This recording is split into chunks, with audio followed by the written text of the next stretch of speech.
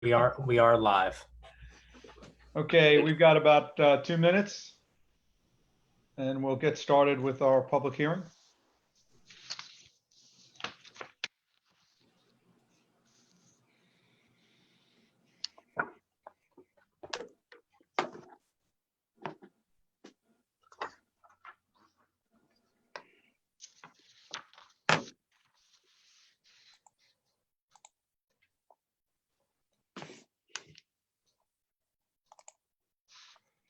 Evening, Chief.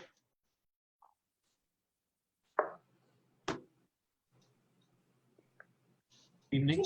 Number on your screen now. We see it. You looking qualify for for additional Medicare approved benefits and make sure you're getting all.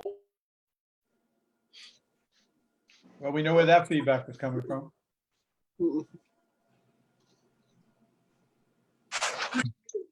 Free rides to medical appointments and much more. Don't miss out on all of these. Oh, look at that bag.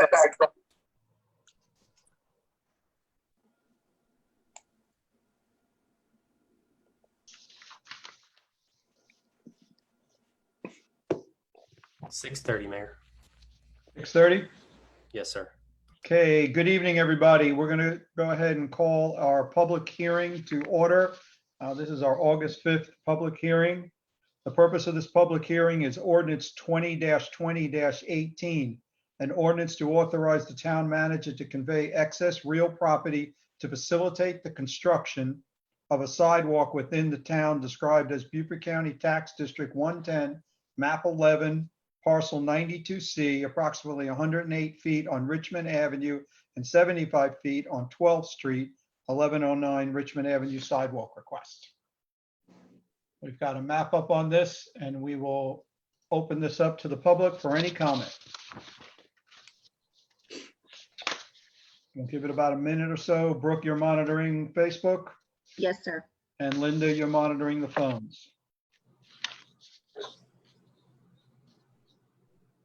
We received no public comment prior to the start of the meeting. Correct.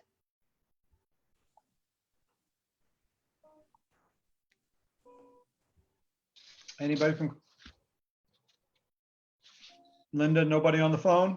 No one on the phone. Brooke, has it made it onto Facebook by now? Yes, it has, and there's no comments. Well, in that case, we'll go ahead and close the public hearing section of tonight's meeting. And we're going to roll directly into our August 5th council workshop. We'll go ahead and call this meeting to order. I still would like to do the pledge at our workshop as well. We've got a flag ready to go, so we'll go ahead and get the flag up and we will do the pledge. Pledge allegiance I pledge allegiance to to the the flag flag of the United States of America, to the republic for which it stands, Stands One nation. nation, under God, under God, Indivisible. indivisible, liberty and justice for all. all.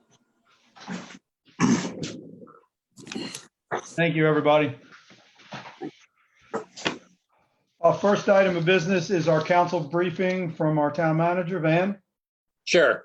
Let's start out with a brief summary on stormwater. Soloco has finalized the regional standards and has a draft document that they're prepared to present to council. I've asked them to consider at our September meeting and they have agreed to do so. Obviously, we were involved in much of those discussions, articulated our concerns about how they would be applied to redevelopment and how it would be applied to greenfield development. And I think they're prepared to kind of go over those issues with council. Obviously, one of the things that we were attempting to do, or at least it originated with Soloco, is to standardize what everybody is doing across the board for stormwater. Not every community or municipality participated, but we did have a fair number. Obviously, Hardyville, Port Royal, City of Beaufort, and Bluffton, and Beaufort County. And I believe, and I don't think Jasper did, and Hilton Head opted out. But I think we have enough for you guys to take a look at this and give it some thought and consideration. we still have not been designated an MS4 community. You saw where it's been done in the southern part of the county, and that brings on a whole new set of responsibilities. A lot of it has to do with post installation and construction inspection work, which is something we'll probably have to transition to eventually. Once we do get designated, there's no way that we won't. It's just about a timeline. Just to give you an example, when I worked in Irmo back in 99 and 2002, we were designated at that time, I believe around the year 2000, 2001. So it's taken quite a bit of time. I think it has more to do with the limitations at the state level and the amount of personnel they have dedicated to this. But the reality is what we've been doing along the coast is pretty significant, probably significantly more than other places. So we shouldn't have any problem once we are designated complying with those new federal standards. And I think the regional standards that are being considered by SoLoCo and have been included in this document are just an additional step in terms of protecting our wetlands and adjacent lands. And so we'll get an update on that at that September meeting. One of the other things we talked about, I know I've had some concerns about 11th Street. We are going to do kind of a cross section, kind of evaluate that road to see what's going on there. As you all know, that the neighborhood, the village was all designed to be kind of a flow through to the system that's behind those houses into the alleyways. We've had some topographical changes. Many of the yards have kind of redirected a lot of that water, but additionally, we've had some changes in our own topography because of the growth of the trees. We are teeing up our tree person to come and evaluate that. And we do need to take into consideration if we have, and I've told you this several times, if we have, an overabundance of those trees along those streets. We have to trim them. We just trimmed one at the corner at 11th and Madrid because of its growth near house.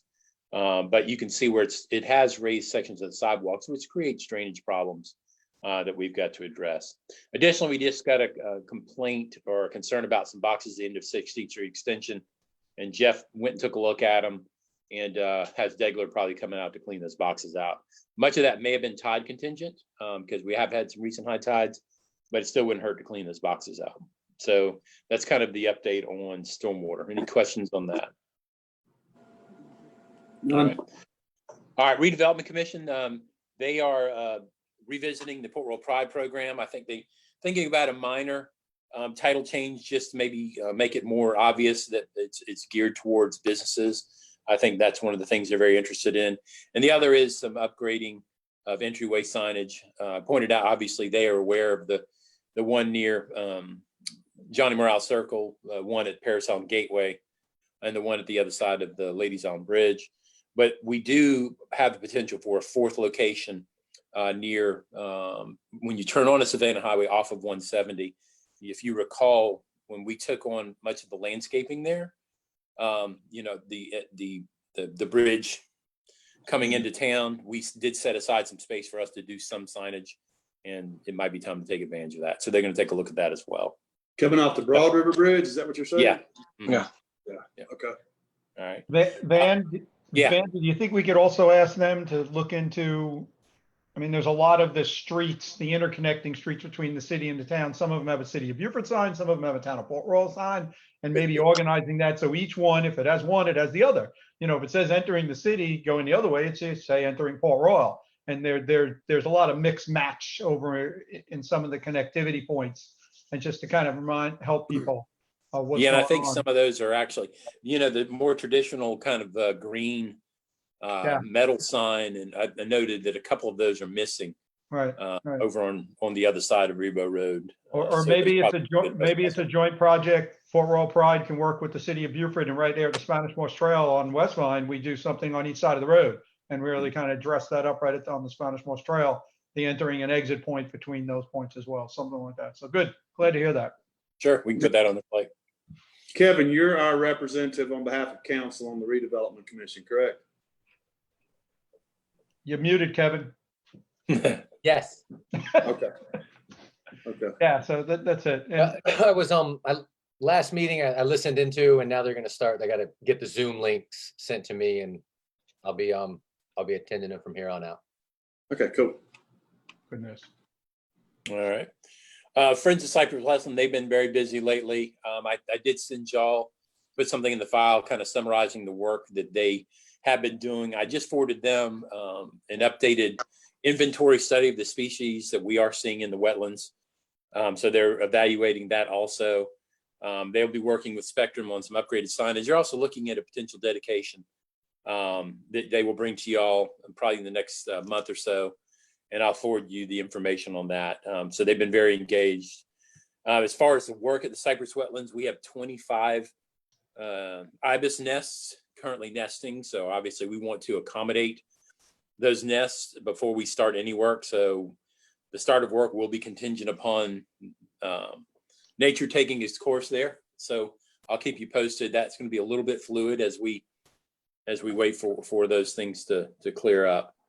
But other than that, you know, we right now where we would have been is starting the drain down on some of those wetlands to be able to get in there and do the work. So obviously we're going to have to wait, and that'll take some time, particularly with the amount of rain we've had recently. So we've got some wetlands that are have quite a bit of water in them in the moment. Duck blinds, where we're kind of in the same vein. You know, we did put the new aerator. It was specifically designed for shallow ponds. Unfortunately, the motor in that new aerator has failed. We found out it was a manufacturing issue where they were supposed to be watertight, and apparently a batch of those motors were not. So obviously it's all covered under warranty, but they're going to put in some sort of interim solution to at least keep the oxygen kind of turned over and make sure we don't have any sort of issue with the fish that are in there. You know, we will occasionally have that depending upon how high the tides are, because you do get some salt water into that pond. That's just one of the things that happens when you have exceedingly high tides. Fortunately, we haven't had that yet, but if we can get a temporary solution, it'll also help knock down the smell of just, you know, the water not being aerated, not moving around. So hopefully, Tony's talking to them. Hopefully we'll get something squared away on that soon. Spanish Moss Trail, not much more to add than what I actually did the last go round. As a matter of fact, I don't think I even really updated this section. I apologize for that. I do know that, you know, Dean is working diligently with the county.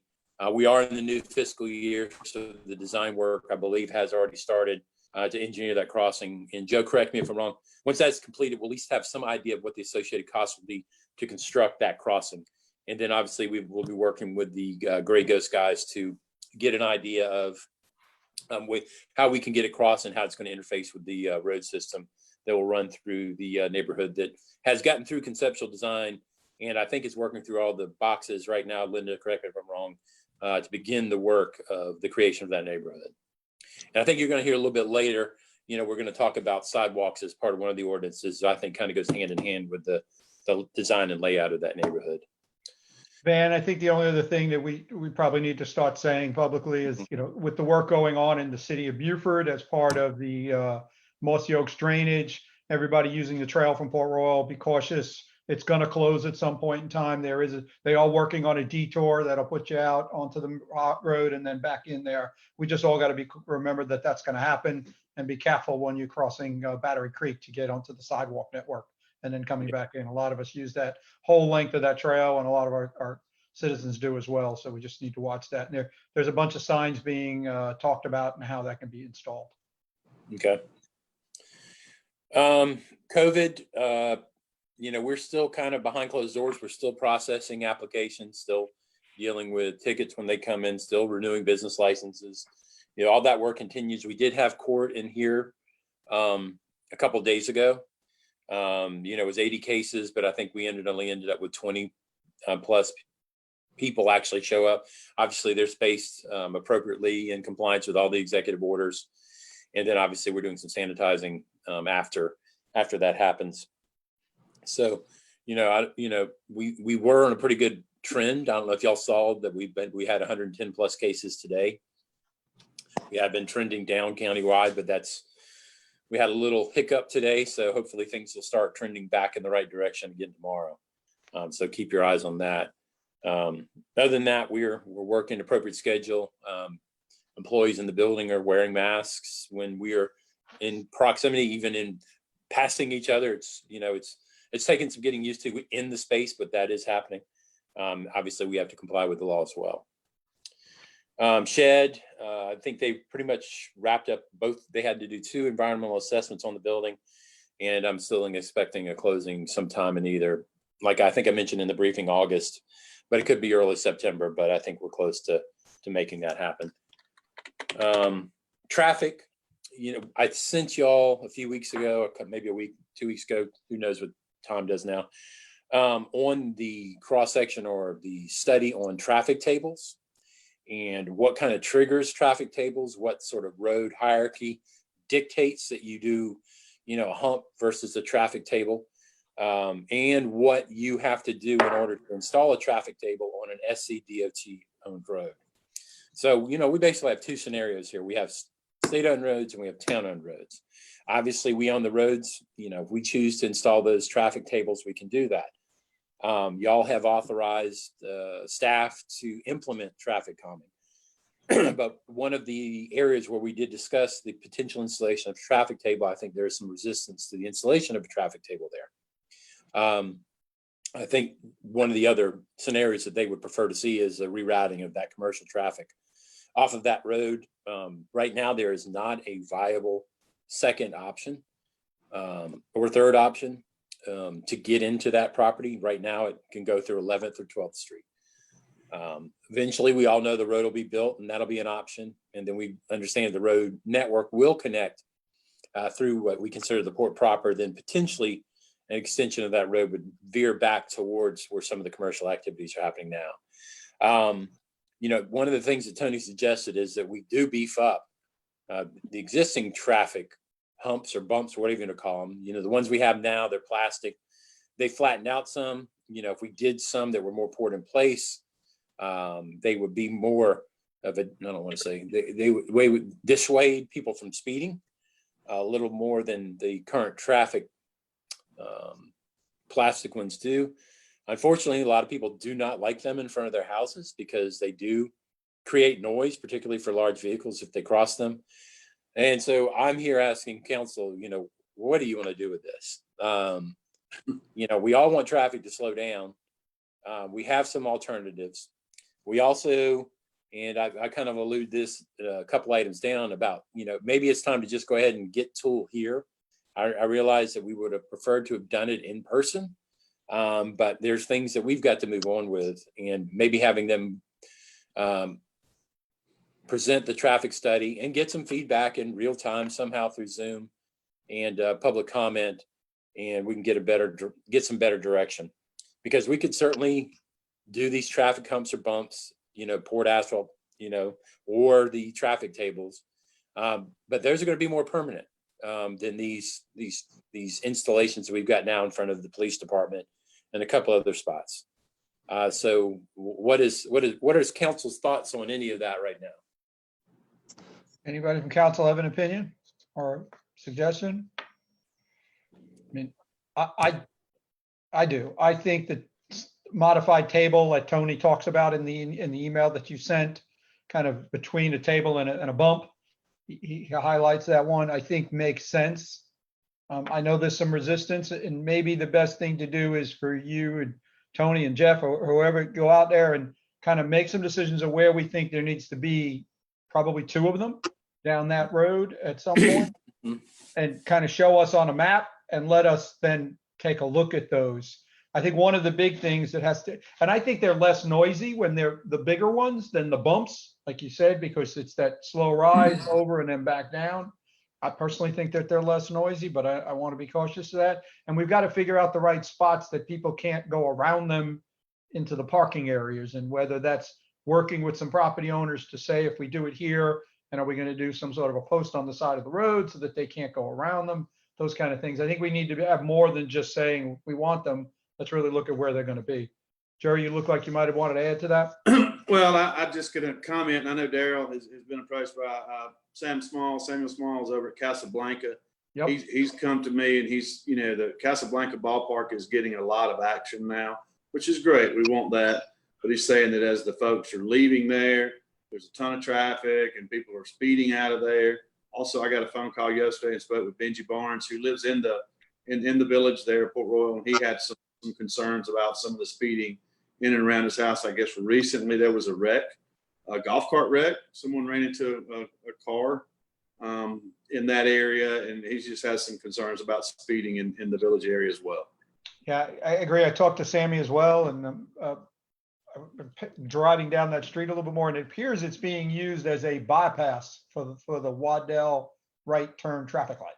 So people are coming up Waddell, making a right, going down Robinson Casablanca, and then making the right on Rebo Road. So, I mean, there's clearly an intersection there. We don't own that street, but maybe we can ask for a 4-way stop or be a 3-way stop right in front of Sammy's house. So everybody's got to stop in all directions. Darrell? Yeah, of course, he's approached me as well also, and some of the concerns in regards to a speed hump or a traffic table. The concern that they have, well, they don't want the traffic tables, but then yet with the speed humps, you know, it's really just a little thump, and folks are ignoring them or disregarding them really, and they're just flying across them and it's causing no damage or anything to their cars. So it's basically a no-win situation. If you don't want the traffic humps, or you don't want the traffic table, and then the traffic humps, they are disregarding them. I don't know where else we can go with it. I'm like you, Certainly have Darryl. enough law enforcement. I'm like you. I don't know. I mean, we've offered up some solutions, and eventually we know there's going to be a spine road that goes in there. That's going to alleviate all that. But what do we do in the meantime to help alleviate some of that traffic that's in there that we knew was going to be in there, that has always been in those areas? I mean, quite frankly. And we don't have the resources to have law enforcement sit out there constantly just to monitor what comes through there, because of course we have a high volume of traffic in Fort Royal in its entirety. Yeah.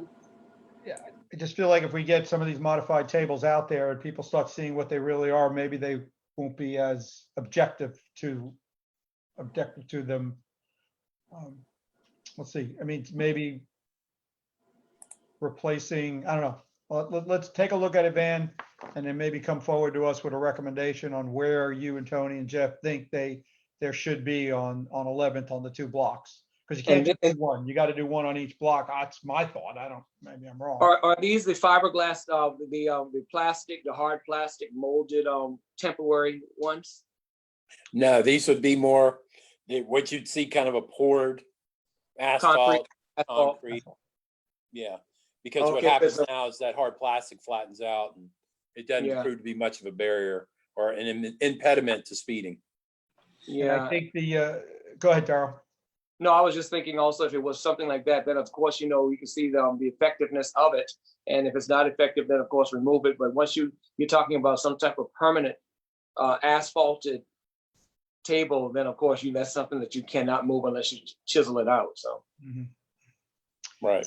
I think the one that Tony highlighted, and I know both chiefs are on the line here, that worked better for emergency vehicles because it didn't cause as much damage to the emergency vehicles going over them because it was a wider one, but it does still slow people down. All right, it's a never-ending issue and it's a difficult one to solve. And the easiest way to solve it is everybody do the right thing and slow down, but that's very easy to say, a lot harder to get in practice. And Chief, if you've got any suggestions, please chime in.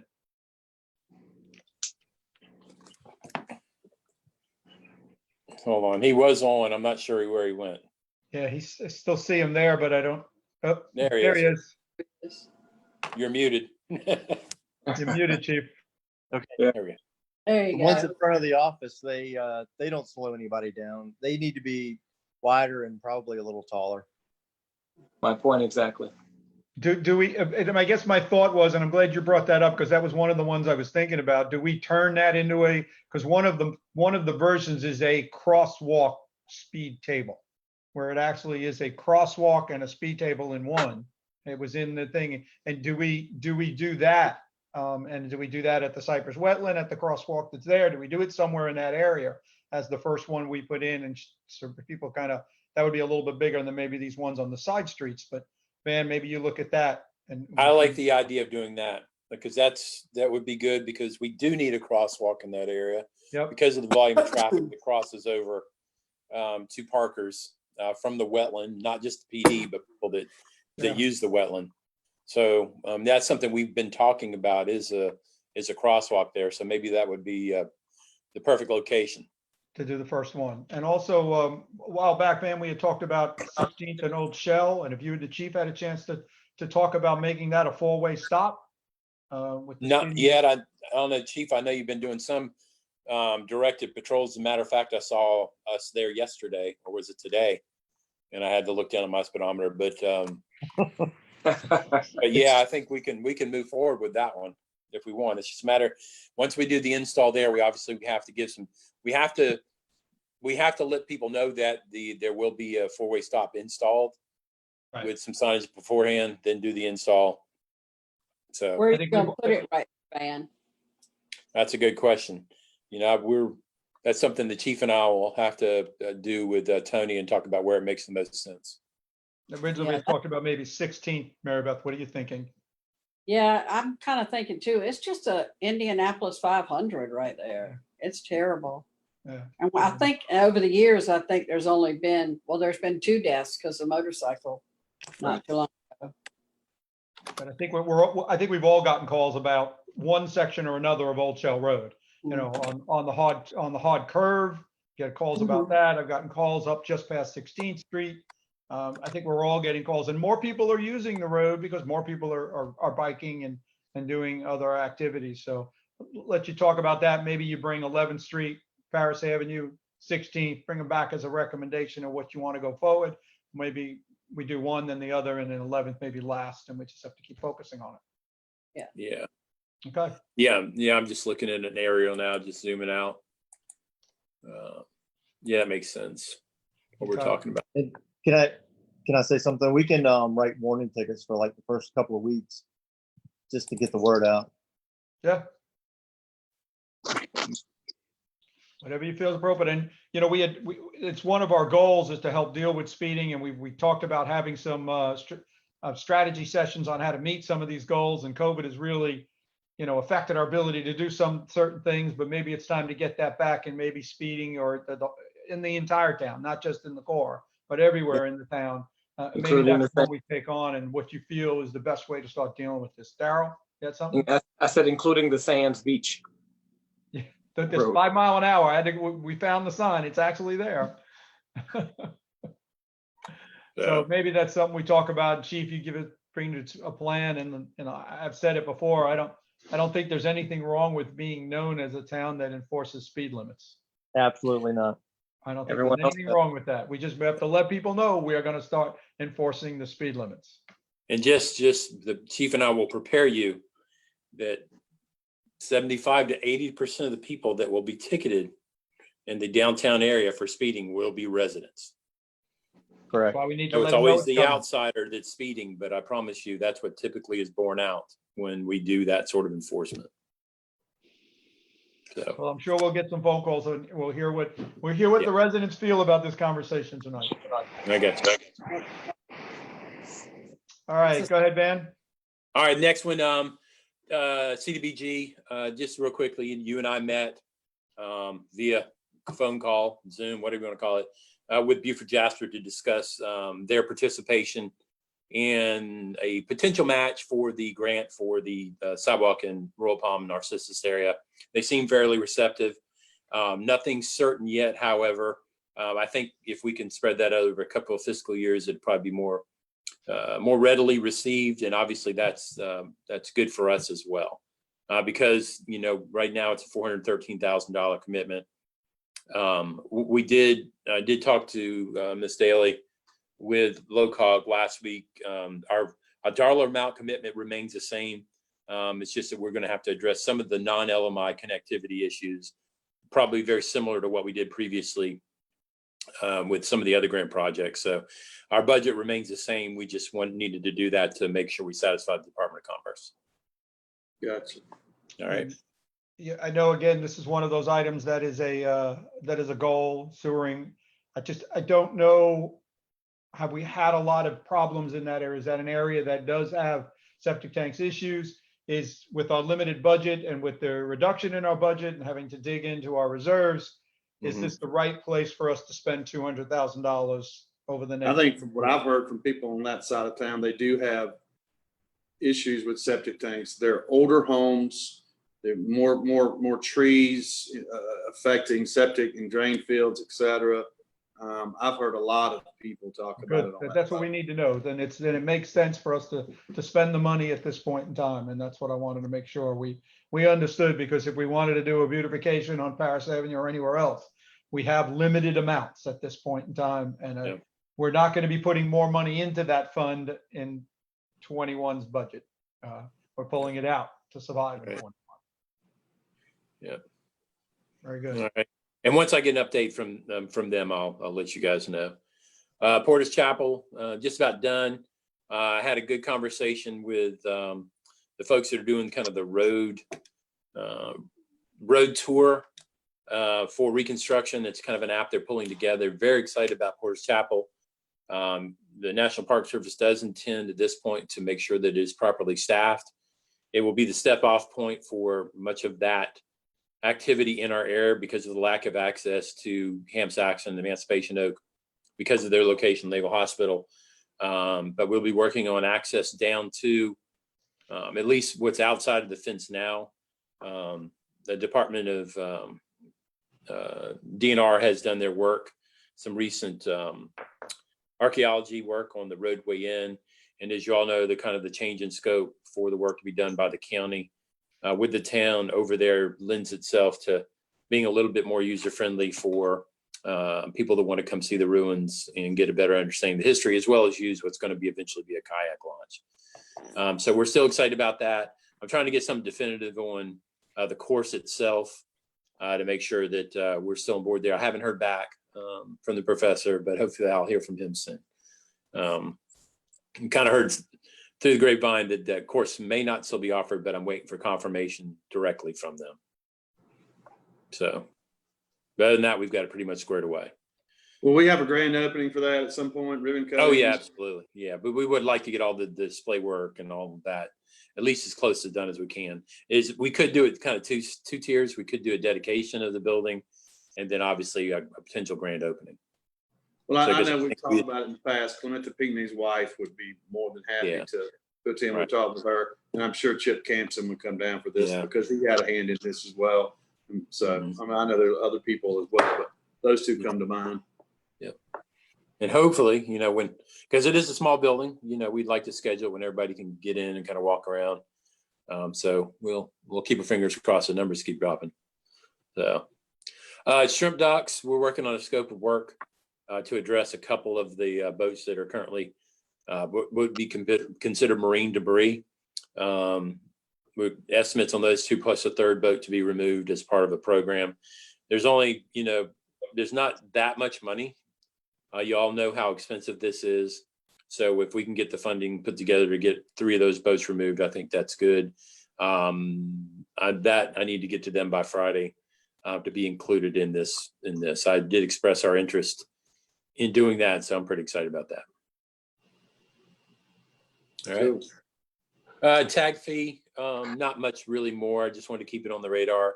I know that there's some discussion. We wanted to take a look at what the county was doing and how those dollars being spent, because everybody in all the municipalities pays into that tag fee fund as well. So we see how it dovetails in any program that we're potentially considering. I know that we've kind of stepped away from that for a little bit. So at some point we may revisit it. Any discussion on that? If not, I'll just move on. No, I think from my perspective, I think you're absolutely right. We need to get that audit back and find out how that money is being used and how it's been used in the past. Is there any changes before we move forward? Okay. Council, anybody else have anything to add there? Nothing to add. Nothing. And Naval Hospital sidewalk, DOT is anxious to get cranked up on this again. I asked our lawyer to reach back out to Jacksonville to see if there has been any progress on getting permission, or at least to start moving that fence, even though we're talking about a reorganization, a realignment as it gets near Naval Heritage Park. We still need to address the section that is immediately adjacent to the fence along Rebo Road. And we still don't have an answer for that, and we've got to keep pushing forward. So if any of y'all have contacts, whether it's Representative Cunningham's office or somebody else, I know there's been a change in command at the Naval Hospital, so we seem to have to start over every time we do this. every time there's a change of command and start this process over. And that impacts the rear fence line for reconstruction as well. That's, something we've got to talk about also. Because we had hoped with that realignment of the fence, we'd have more access to the Camp Saxon site. And those things kind of go together. And which brings me back, I do have a request in the DOT, and this is for Daryl, to cross hatch that section that is near Robinson Street. So I'm waiting to hear back from them. But, we would really like to get this section of the Naval Hospital sidewalk finished. So I would appreciate any help I can get from y'all, reaching out to the delegation or anybody. That'd be great. I'm happy to. We can talk about it at some point, but who are you talking about? Who do we need to reach out to? Cunningham? You said Cunningham. Hanson? Gotta be, yeah. So anybody. Okay. And then one of the Also, last items. Go ahead. On the Waddell section, the crosshatch, I think is one good option. And as I go up and down that road, I wonder if another good option isn't to reach out to the city. Ask them if they're, we did a lot of work. We got it to where it is. And it's really in the city at that point, and see if they can't find something to maybe make the connection between there and where the sidewalk ends, just past that woodland, right across from our PWC. See if they're willing to maybe fund that little last piece and get that little last piece in there. So I think it's an option. We everything else we did on Waddell was basically on the city of Beaufort side. Right. It is. And maybe if we can't get them to help us close that last little piece there.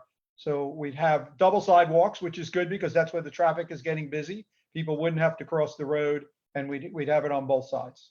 Correct. So Yeah, because that is people do cross from that to access. Now, obviously, they're not going right now, but to walk to Beaufort Middle School, and that's the addition of that sidewalk is pretty significant in terms of enhancing the safety. And all of us have seen kids walking along Waddell Road trying to get over to school. So this is a good thing. Yep, occurring. I agree. And then the last item is something I don't necessarily really like to talk about, but we have had a fair amount of small scale vandalism happening at the parks and different spots. It's unfortunate, but it's also expensive. And then we did find out, a couple of days ago, we get in probably the same group broke into the shed and damaged some town-owned equipment. Jeff got it all cleaned up, but we did file a report. So we're looking for information to figure out who's doing that, and encouraging people, if they do see things that they're concerned about, that they give us a call. And if they have any ideas of who is doing it, we certainly like to talk to them also. So, Very good. and that's all I got. Real quick. Thank you, Van. Anybody have anything? Well, just real quick on the, Kevin? with the vandalism, is there like a trend? Is it weeknights, weekend nights, Fridays, Saturdays? And I think it's all a matter of when you discover it. Unfortunately, right now, there's really no difference between Monday through Friday and the weekend. I mean, there's true. we're in summertime, which is enhanced by kind of what's going on with COVID. And so, but yeah, I would, I think most of it's happening after dark. Kids maybe I think Chief, I don't know if you're still here. No, he looks like he dropped off. We've talked to some kids that are out at 2:00 in the morning that probably don't need to be outside at 2:00 in the morning. And we've had some talks with some parents. We haven't caught anybody in the act yet, but if you take a look at what's happened on the port property as well with the graffiti and spray painting, it's something my daughter pointed out in these kids. We drive by it in the boat and you just see all the ugliness that's been painted on these buildings. And I imagine it's probably the same small group of people doing a lot of this. Chief said also that they're watching all areas, and please give them a call if you see anything happening. Yeah. I mean, we had issues where people were, they're destroying mailboxes and taking them to the wetlands and throwing them in the wetlands. So I realize some kids are bored, but this is not going to continue. And these aren't outsiders; these are local residents. I'm hoping it's not, but I think it is. Okay. There's a lot of new graffiti on the observation tower down at Henry Robinson Boardwalk. Ton of new graffiti down there just in the past, 10 days, just painting and just nastiness down there. It's ridiculous. So, yeah. That's all I've got. Very good. Next item on the agenda is to review the agenda for next week's meeting. We've got 5 sets of minutes everybody needs to prep for, from our July 1st workshop, July 8th special meeting, we had a public hearing, a council meeting on the 8th, and a special meeting on the 29th. Right. Van, you want to go through it from there? Yeah, just real quickly, second reading is something you obviously just did the public hearing on. So that's a pretty significant piece of sidewalk along Richmond Avenue. The next is the revisit of the rezoning, 13.964 acres at Hamrick Drive. This is something that y'all undertook at a previous council meeting. It did go to the Board of Zoning Appeals. They did consider it, but did table it. They suggested that it come back to council for consideration. We do have the applicant, I believe, here with us this evening that may want to talk to y'all, give you some insight of where they stand. But they have requested that the council reconsider the rezoning request for the property. Obviously, Brooke has put the map up before y'all take a look at, and I believe Mr. Rentz is here if y'all would like to give him an opportunity to speak to council. Sure. Anybody have any questions for Van or Linda before we hear from Tim? Mr. Rentz? Not at this point. Tim, are you there? I'm here. Yeah, go ahead and let us know what your thoughts are at this point. Well, we went for our variance, and that got turned down because they felt like they didn't have the authority to grant us the variance. And so we are basically just going to come back to town council and, with the same request. Okay. I don't know if anybody has any questions, for me or not. So who has the authority to grant a variance?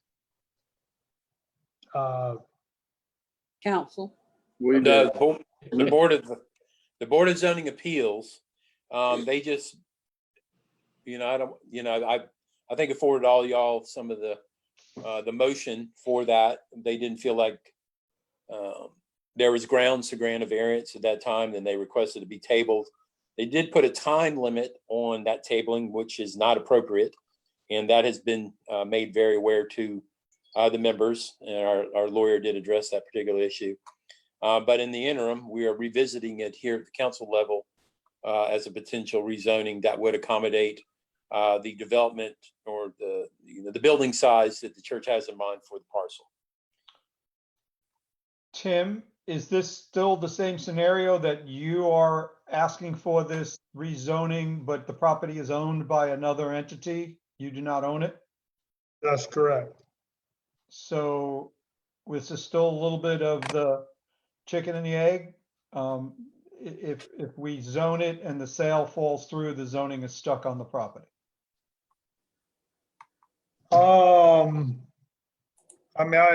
Yeah, everything's still the same. I don't know if one question that came up earlier, I don't think was ever addressed. Is there a way to, for council to pass the rezoning, but it not be effective until closing? Van, I thought we asked that question and found out we were not able to do that. I think that is kind of where we were. It's something that obviously we're not supposed to be in the business of deed restrictions or involved in those discussions. So, that would be basically a matter to be discussed between the buyer and seller. I don't think that we can tie any zoning, and Linda, correct me if I'm wrong, I don't think we can tie a second reading to that. So. Right, I think the only thing that we could always do a first reading and then the second reading happen after the sale, but that's no guarantee for anybody on either side. It's just the same as any other second reading. Mm-hmm. But that we could, is there a time limit between first and second reading, Van? I don't ever remember reading anything on that. I don't believe so. Yeah, it doesn't die if we don't have a second reading for a Correct. month or 2 months. When it comes up, it comes up. Mhm. Tim, are you working with the neighborhood? Or is there a support change from the neighborhood, or are we, again, that's still the same situation? It's still the same situation. They really want us, they like the option of having the church there over any other option. But the church does not own the property. Correct. I mean, they want the adjacent owners, and from what we gather, everybody that they've communicated with, want the rezoning. They want Cross Community to build on that piece of property. That's the community's desire, and that's Cross's desire also. But if it's until it's in black and white on paper, it's still a gamble because the owner can pull out at any time.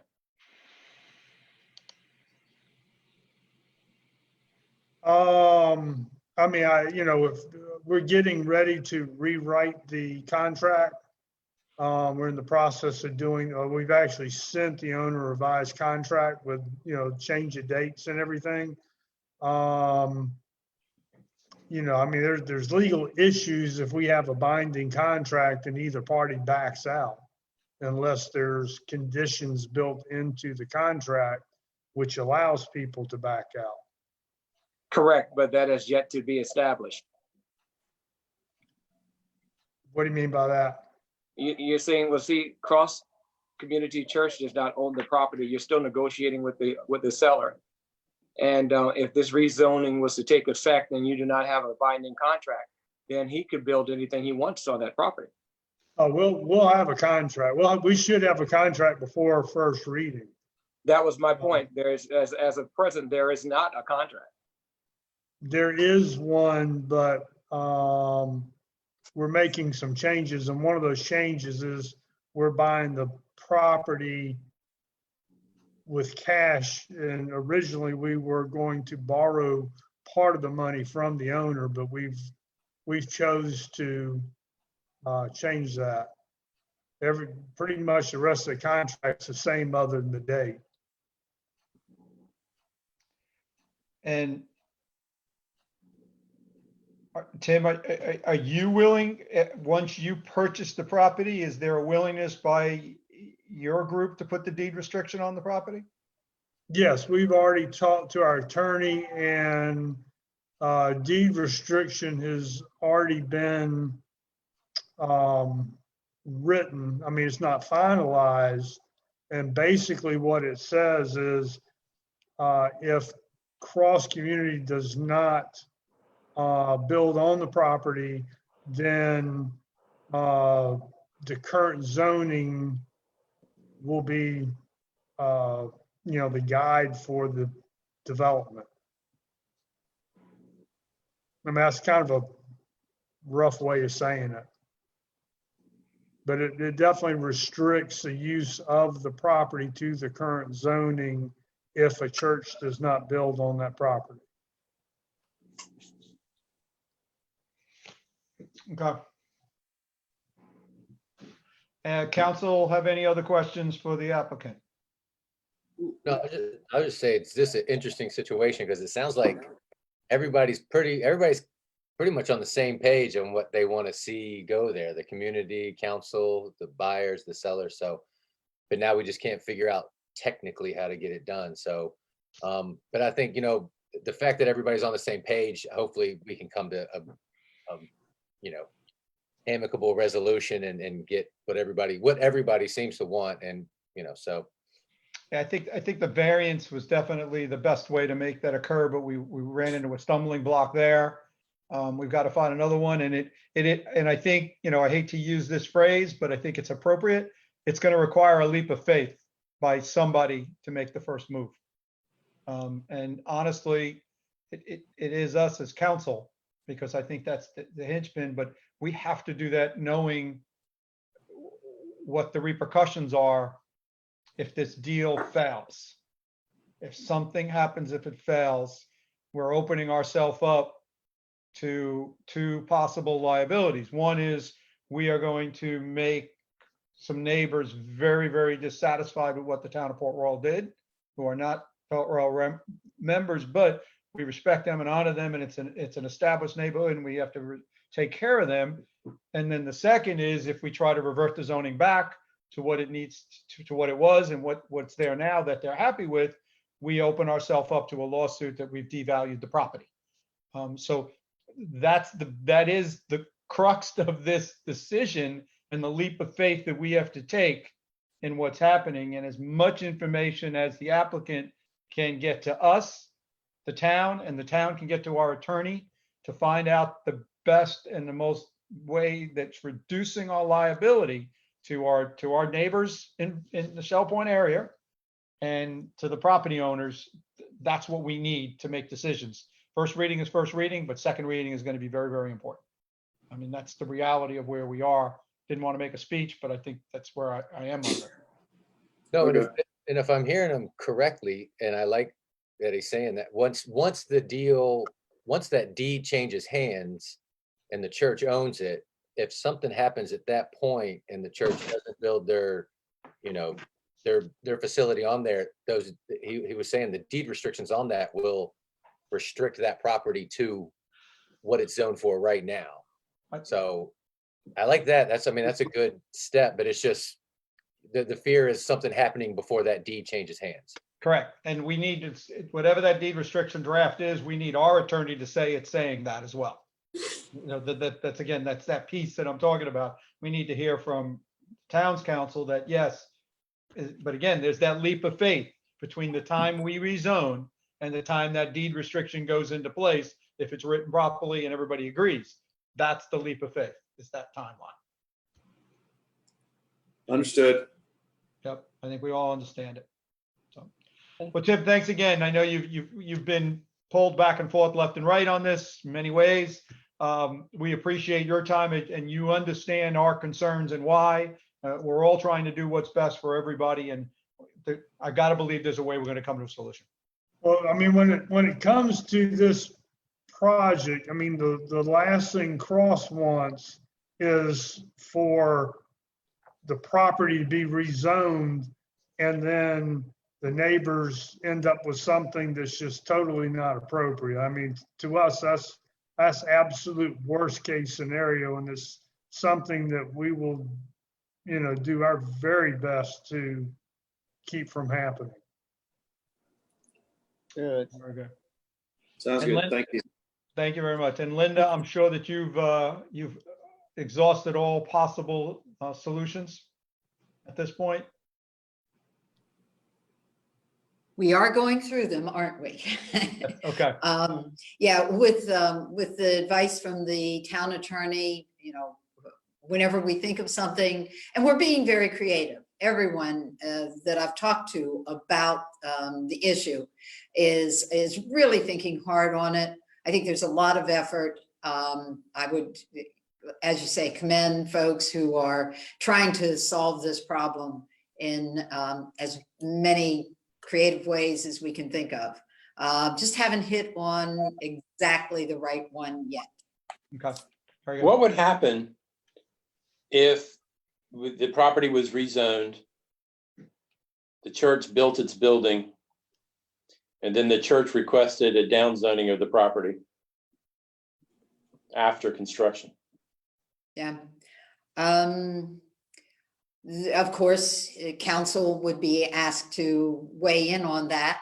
The building would be built, so it would be grandfathered.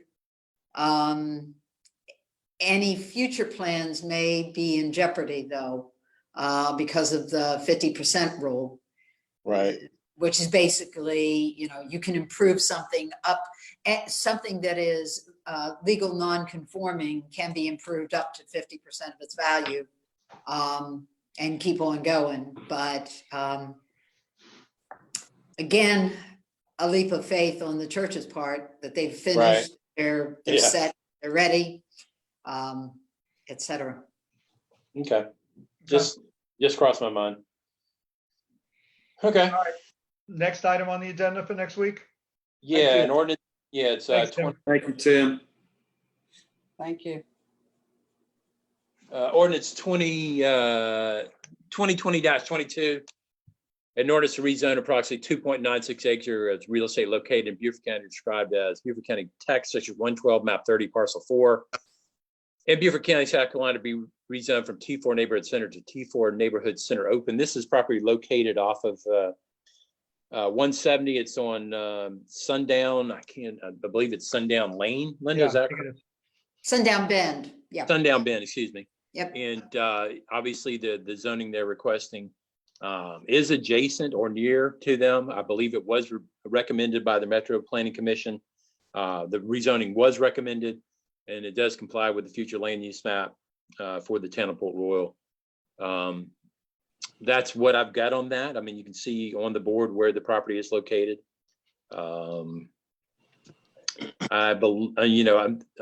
Maybe Linda, you can get into a discussion of, maybe what their intentions are. Not that it matters. I mean, once you rezone it, any use available and T4 Neighborhood Center Open would be available to them. But you may want to speak to the extent of what they intend to do with the property. One quick Yes. thing. Go ahead. Yeah, one Mayor. quick thing before we get into that explanation. Can we add to the agenda the 911 address for Sundown Bend? So that Okay. when the agenda gets posted, because that's going to be a tough one for people to find, but let's get that in there as a thing. Go ahead, Linda. Okay, yes, because the applicant's designers have shared with the planning commission what the intent is. To the west of this property is some other property that this company owns, and they are planning a townhouse project there. We reviewed it again this week, as a matter of fact. So the intent on this piece of property is to create a boat storage facility. It would be T4 Neighborhood Center Open, and so therefore would have the full force of the architectural standards and guidelines applied to it. So that's zoning wise, and of course behind that also are all the stormwater building code regulations, their DOT roads as far as where the access would be either onto 170 or perhaps Broad River Boulevard. So they will have to get permissions from that agency. So yes, that is their intention. They have a specific use in mind, and that is the boat storage facility. Very good. They've Council, already shown us a draft of what they're planning there. Our town architect has looked at it also. It looks good. It seems to be code compliant, as deep as we are into it. Council have any questions? Not at this time. Thank you. Do we have that design in this packet? No, Um, I'm just curious. no, the design, well, Should have been,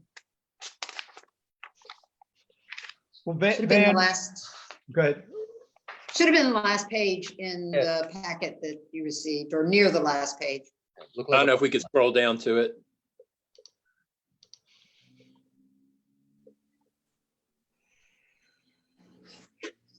So that. Where's the design?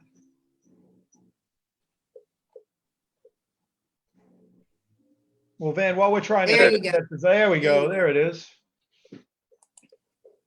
Well, this is perfect for what I was about to say anyway.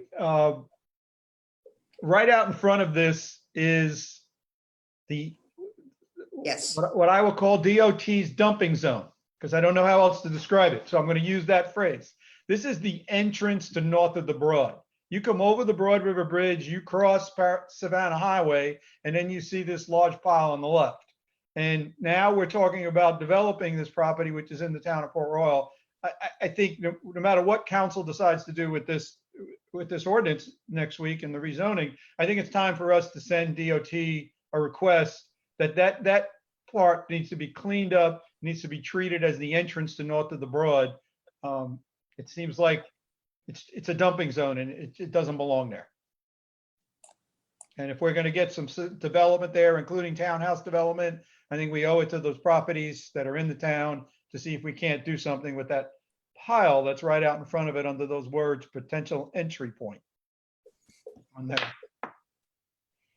Anybody else have any thoughts on my DOT dumping? No, zone you're statement? correct. You're absolutely correct. That is a staging area that they use, and it's, Yes, you know, it's nice. yeah. We rezoned something right across the street from that here within the past 6 to 8 months, if I'm not mistaken. Is that right, Linda? Yeah, forward drive, if I'm not mistaken. Yes, yes. Yeah. Yeah. We owe it to the people that have asked to come into the town to see if we can't help dress that up. So we'll use this as a leaping step forward of why and other reasons, and appreciate everything that's come forward. Any other questions? Yeah, Linda, Yes. Kevin. has the company that's doing the townhomes, have they indicated a time frame on the townhomes and a price range that they're gonna be? Not price range, with regard to, they had a lot line discrepancy that they have spent the last 30 days dealing with, that they just discovered they had cut down on the amount of property that they thought they were working with. So the designers came to us, as a matter of fact, yesterday. We had a meeting here with the town architect and myself and the engineers. I would think that they want to have a packet, site development permit application into the town within 45 days or so. What is always relevant in those kinds of packages are the outside agencies that also have to be checked, boxes have to be checked. So in addition to us and our stormwater regulations, they are also going, as I said, to agencies like South Carolina Department of Health and Environmental Control, OCRM, Corps of Engineers, if there happens to be some wetlands, which I think they have, DOT, et cetera. So I think that like I said, I think we will see a package put forward. We always accept a package with those items pending, so that we all can be working our own reviews at the same time. We don't make people wait in line until everything is done. So that would put them at best, probably with a permit in their hand by around October or November. Thank you. Mhm. Very good. Man, next item. Yeah, the next is ordinance 20-23. An ordinance to authorize the town manager to convey excess real property to facilitate construction of sidewalks within the town described as Beaufort County Tax Section 113, Map 10, Parcel 75. This is over 2,000 feet along the eastern boundary between 12th and Ritter Circle. Obviously, this abuts what we are been commonly referring to as the Bluff neighborhood, but this is the outer edge that is adjacent to existing platted lots and homes in the town of Port Royal. So this would be obviously public sidewalk, abutting that, kind of the line between the Bluff neighborhood and existing houses. So this kind of accommodates the conceptual approval of the neighborhood, the actual approval of the neighborhood, and obviously would be add significantly to the sidewalk infrastructure of the town. Council have questions? No, sir.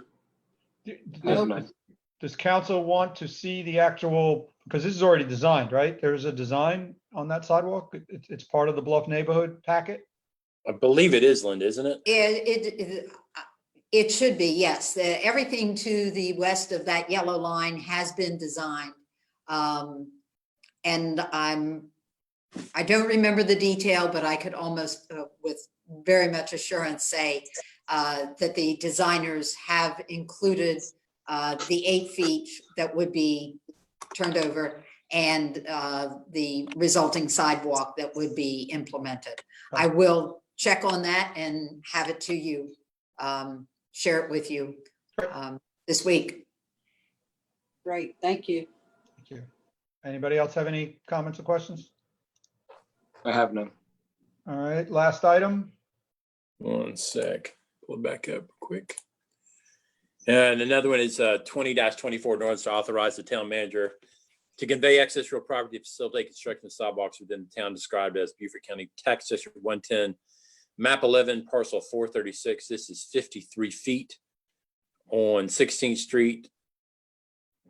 And I believe this fills in an existing gap. So it does comply with the sidewalk program. That's correct, Ms. Mr. Willis. There is existing sidewalk wrapping around the corner of 16th and London. And so this would take that and extend it another 50 plus feet to the east. Right. That's on that Blake lot right there beside Delaney's house. Yes, ma'am. Yes. Thank you. Yep. And just so y'all know, we don't convey any of this property until they have paid their portion of the sidewalk construction. So despite the passage of the ordinance, they do not get the land conveyance until they have paid their portion of the sidewalk. Thank you. Very good. Anybody have any questions? Oh, So from there, we go into important dates. One of the dates will be that day, it'll be earlier that day, but I think it's important we talk about it now, is there is a free COVID test. I think we got a packet today from the hospital. Van, did you receive that packet? I think I received something from Courtney McDermott that gave us Yeah. kind of, and I can look that up real quick. Right, I got it August 12th, 7 a.m. to 11, Ladies Island Middle School. If we could get that on our website and social media, for people that are looking for someplace, I think it's a good one to get out there. And I think that's what Courtney was asking for us to do. Correct. I think we'd be happy to do that. There's two other things on the agenda. We got the Metro Planning Commission on the 17th and redevelopment on the 18th. There you go, Kevin. So anybody have any other important dates they want to add to next week's date list or announcements? We may want to reiterate that, we did unfortunately have to postpone the street music series. We did that officially at our last special meeting, but, just wanted to mention it again. Okay, so we'll add that as well. Also, we do have a design review board on August 6th at 5:30 p.m. That's tomorrow. Is it 5:30 or 3:30? I'm sorry, 3 o'clock. 3 o'clock. Okay. And that's a Zoom, right? It's a virtual meeting. Yes. Yeah, yes, sir. Okay. That's fine. No, just for, for anybody watching, it doesn't make sense putting it on the agenda next week, but this Friday, the public funeral service for Chief Clancy down at Waterfront Park at 8:30 in the morning. Just like I said, for anybody watching that wants to attend that, it's 8:30 this Friday down at Henry Chambers Waterfront. Bring your chairs. Yeah. Very good. Well, that's our last item on the tonight's agenda. Is anything anybody would like to add? Any other discussions we need to have tonight? No, sir, not at this time. Hearing none, I'll accept a motion to adjourn. Make a motion to adjourn, sir. second. Very good. No vote necessary. The agenda is complete. Everybody, Thank we will you. see you one way or another over the next couple of days. All right, Karen, be safe. drive carefully. All right.